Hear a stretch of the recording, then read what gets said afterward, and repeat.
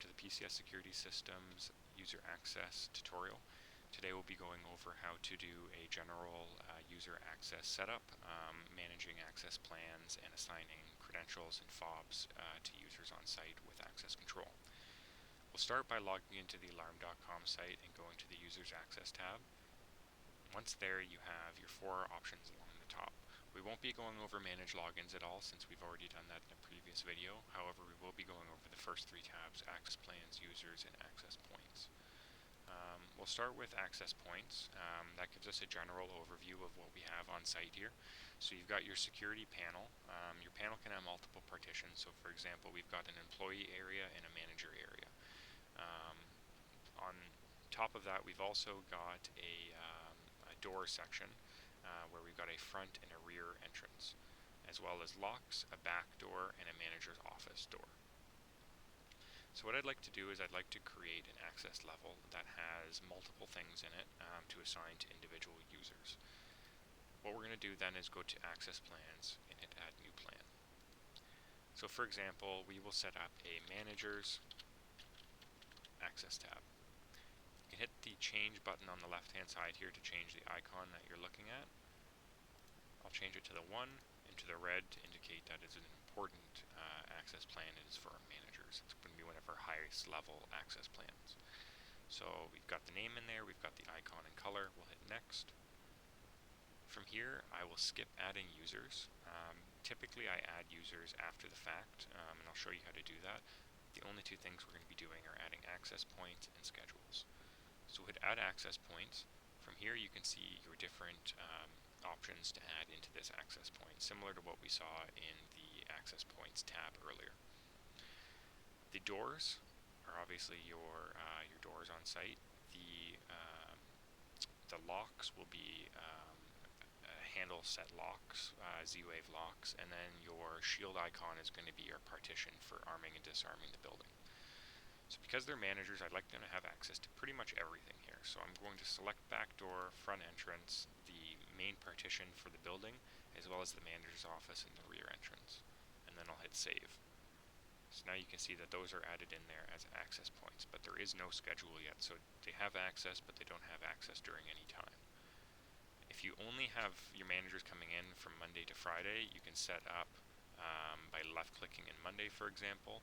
You can have it go from 12 a.m. to 8:30 a.m. or, for example, 8 a.m., which would be more likely to happen, to 6:30 p.m. Okay, and then now that that's created, you can actually copy that. So you go Tuesday, Wednesday, Thursday, Friday, for example. Now you've got 8 a.m. to 6:30 p.m. Monday through Friday. If for some reason it's going to be a 24/7 zone, you can hit all times and it'll create a 24/7 zone in here, which is what we're going to have because they are managers. So we'll hit save. So now you can see all of the access points are added in for all times. We've got a name under here, and now that's all that we need to do, so we'll hit save. We'll also set up another one. We'll do shop employees. Set it up with a little car, the green icon, hit next. Now shop employees are going to be a little bit different. Under access points, we're only going to give them access to the back and rear entrance, and we won't give them access to arm or disarm the building. So hit save, and then we'll add a schedule. Now for these guys, I'm only going to give them access from 8 a.m. to 6 p.m. and we're going to go Monday through Friday. Save. So now you can see here 8 a.m. To 6 p.m. Monday through Friday, and you've only got access to one of the two locks and one of the two doors. So we'll hit save there now. So you can see we've got shop employees, managers, and I'm just going to add office employees as well. And same thing, I'll add a little office icon, make it green. Go to access points, and we're getting, instead of the back door, we'll add the front entrance only, and we'll leave the manager's office unchecked. We can, if we'd like, give them access to arm and disarm the building since they're in the office. And then for schedule, I'll set it to all times because generally for office employees, it's a more wide open area that they have access to. You never know when they're going to want to come in after hours. So now we've got three different options. We've got managers, office employees, and shop employees. What we'll do now that these are created is go to your users tab. So now that we've created our access plans, we want to dole those access plans out to individual users. I'll create a new user by hitting add new user in the top, and I'll create a Jack Doe. Now that the user is created, they've got their name in here, you hit the add credential icon, and you can add either a PIN or an access badge. For access control, typically you're going to be giving them fobs or access badges, so we will hit access badge first. There's two options here. If for some reason you've got a fob that has a 5-digit number on the back, you can hit enter badge number and assign the badge number here. For example, 1, 2, 3, 4, 5. We can hit assign badge. Now that badge is in there. If they were to swipe their fob at the door, they would have no access, however, because they don't have an access plan assigned to them yet. We'll also assign them a PIN as well. We'll just generate a random one for them and assign it. So now they've got both a PIN, a 4-digit PIN, and a 5-digit access fob. From here, we will also go to Manage Access, and this is where we can check off which access plan we'd like to assign them to.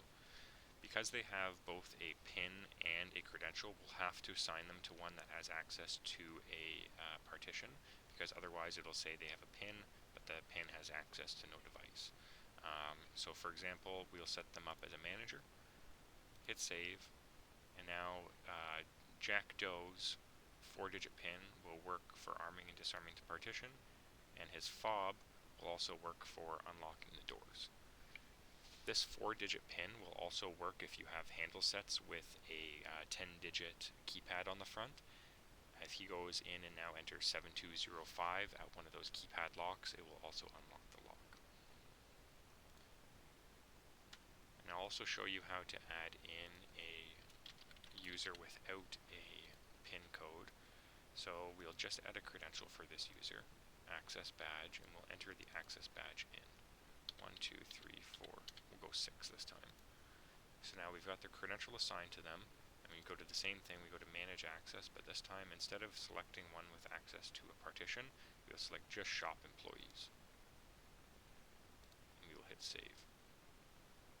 And what you'll notice at the top is it'll say some of these selected access plans require this user to have a PIN code. The reason being is that they have access to a lock, which will require a 4-digit PIN to unlock. So if you'd like for a user to not have a PIN code, you'd have to create a different access level. So we will save without access, we'll go back to access plans, and we'll create another new plan. This one will be shop employees no lock. And we will set them back to the same icon as before. Instead, we'll make them yellow this time. Access points, we're just going to add in the rear entrance door, and we'll set the same schedule, 8 a.m. to 6 p.m. Monday through Friday, and hit save. Now that the access plan is created, we can go back to our users, find our Jane Doe, and because she doesn't have a PIN, we can now assign her the shop employees no lock. And now her fob will work on the back door, but she will have no access to the partition to arm and disarm, or to the locks as well.